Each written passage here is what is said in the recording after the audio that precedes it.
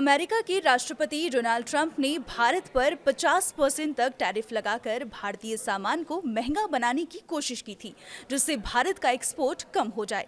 लेकिन ट्रंप का ये दांव उल्टा पड़ गया है। क्या है पूरा मामला, जानेंगे इस वीडियो में। स्वागत है आपका न्यूज़ 18 के डिजिटल प्लेटफॉर्म पर। मैं हूं आपके साथ पल्लवी त्रिपाठी।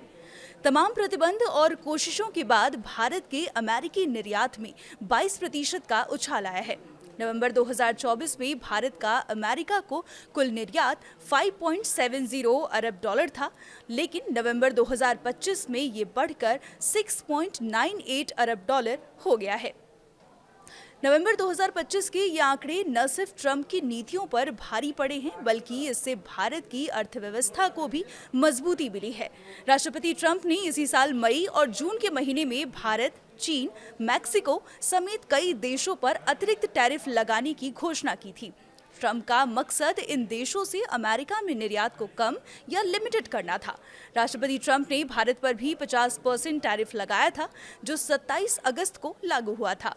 अगस्त में लागू हुए इस टैरिफ का असर सितंबर और अक्टूबर में दिखाई दिया, जिससे निर्यात में गिरावट आई थी। लेकिन नवंबर में इस टैरिफ का असर भारतीय निर्यात पर दिखाई नहीं दिया। निर्यात बढ़ने और आयात घटने से भारत का व्यापार घाटा भी कम हो गया।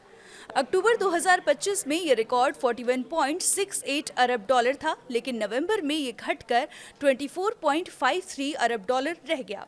वजह ये रही कि सोने और कच्चे तेल जैसे बड़े आयात आइटम्स में कटौती हुई।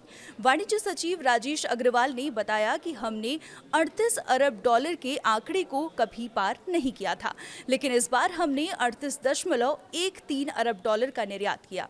इसके साथ ही उन्होंने बताया कि भारत का कुल वस्तु निर्यात सालाना आधार पर 19.38% उछाल के साथ 38.13 अरब डॉलर हो गया है।